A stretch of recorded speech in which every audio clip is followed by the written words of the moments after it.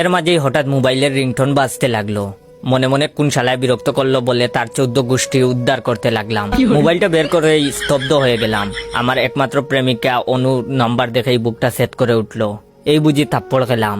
সেই থাপ্পড় কি আর ভুলা যায়? ব্রেকআপ করবো ভালো কথা, কিন্তু কি থাপ্পড়ই না মারছিল। এতদিন পর হঠাৎ কল করলো, কারণ কি? বয়ে বয়ে ফোনটা রিসিভ করলাম আর বললাম হ্যাঁ হ্যালো। সে বলল, হারামজাদা কই রে তুই? থাপ্পড়ের কথা মনে নাই নাকি ভুলে গেছস? আমি বললাম হ্যাঁ মনে আছে তো, কি থাপ্পড়টাই না মারছিলা? আচ্ছা এই তুমি কি মানুষ না অমানুষ বলো তো? একে তো ব্রেকআপ করছো, আবার যাওয়ার সময় কিনা 2 গালে গুনে গুনে মুখ 10টা থাপ্পড় মেরেছিলা। সেই থাপ্পড় কি আর ভুলা যায়? এখনো আমি মাঝে মধ্যে সেই থাপ্পড় স্বপ্নে দেখি আর গাল হাতাই। সে বললো, ওই রাখ তোর আজাইরা পেশাল, তুই কই আসস এখন? আমি বললাম কেন? আমি এখন আবার কি করলাম? একে তো তুমি নিজে আমারে কল দিছো, তার উপর এখন বলতেছো পেঁচাল মারতেছি। সে বলল, ওই তুই তোর ছোট ভাইরে কি শিখাইয়া দিছস? আমি বললাম কেন, আমি তো কিছু শিখাই নাই। আর আরিফরে দিয়া তুমি কি করবা? ও আমাদের বংশের একমাত্র ভালো ছেলে, ওর নামে কিছু বললে আমি কিন্তু সহ্য করব না। তখন সে বলল, মিথ্যা বলবি না একদম, তোর ছোট ভাই আজকে আমার ছোট বোন রে প্রপোজ করছে। আমি বললাম আরে বাহ, ঠিকই তো আছে। তাহলে বেয়ান সাহেবা বলেন বিয়া কবে? অনেকদিন হলো কুরমা পোলাও খাই না।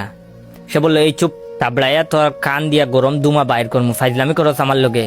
তখন আমি বললাম, আমি আবার কি করলাম? সে বলল, আমার বোন প্রপোজালে রাজি হয় নাই, যার ফলে তোর ভাই আমার বোন সুমিকে ইচ্ছা মতো পিড়াইছে। আমি বললাম সাব্বাস, এই না হলো আমার ভাই, আমার অপমানের প্রতিশোধ নিছে আমার ভাই। সে বলল, তোর বাইরে বাঁচাইতে চাইলে এক্ষুনি লেকের পার আয়। আমার বুঝতে আর বাকি রইল না, কাহিনী জটিল। তাড়াতাড়ি ফোনটা কেটে দিয়ে লেকের দিকে দৌড় দিলাম। আগে বাইকে বাঁচিয়ে নিয়ে আসি, পরেরটা পরে চিন্তা করা যাবে। লেক বেশি দূর না, তাকায় 20 মিনিটের বেশি সময় লাগলো না। দেখি ছোট ভাইকে অনু হাত দিয়ে ধরে রেখেছে। সুমির দিকে তাকিয়ে দেখি তার নাকের মাথা লাল হয়ে গেছে। তখন অনু আমাকে দেখে বলল, তোর ভাইয়ের বিচার কর, তা না হলে কি করব? বলেই আরিফকে আমার দিকে এগিয়ে দিল। অনুর হাত থেকে ছাড়া পেয়ে আরিফ বিদ্যুৎ গতিতে দৌড়ে গিয়ে সুমিকে গুমুর গুমুর করে কিল শুরু করলো। এমন পরিস্থিতিতে আমি আর অনু দুজনেই হতবাক হয়ে গেলাম। আরিফের হাত মনে হয় এতক্ষণে মারার জন্য চুলকাইতেছে। আমি দৌড়ে গিয়ে আরিফকে টেনে ধরলাম, কিন্তু ও ছাড়তেছে না। অনু ধরল সুমিকে, কিন্তু কিছুতেই ছাড়াতে পারছে না। এত টানাটানিতে বাঁধলো আরেক বিপত্তি।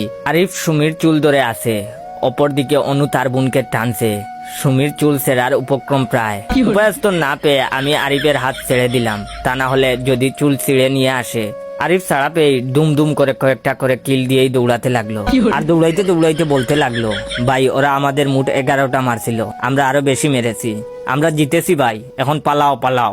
আমি ছোট ভাইয়ের পিছু পিছু দৌড়াচ্ছি আর বলতেছি, সাব্বাস ভাই সাব্বাস, তুই আমাদের বংশের গর্ব, তোর জন্য আজ আমার মাথাটা অনেক উঁচু হয়ে গেল ভাই। 20 মিনিট দৌড়াইতে দৌড়াইতে 2 ভাই বাড়িতে আসলাম। অনেক দৌড়াইছি, এখন একটু বিশ্রাম দরকার। কি বলেন আপনারা? দ্বিতীয় পার্টের জন্য কারা কারা অপেক্ষায় ছিলেন অবশ্যই কমেন্ট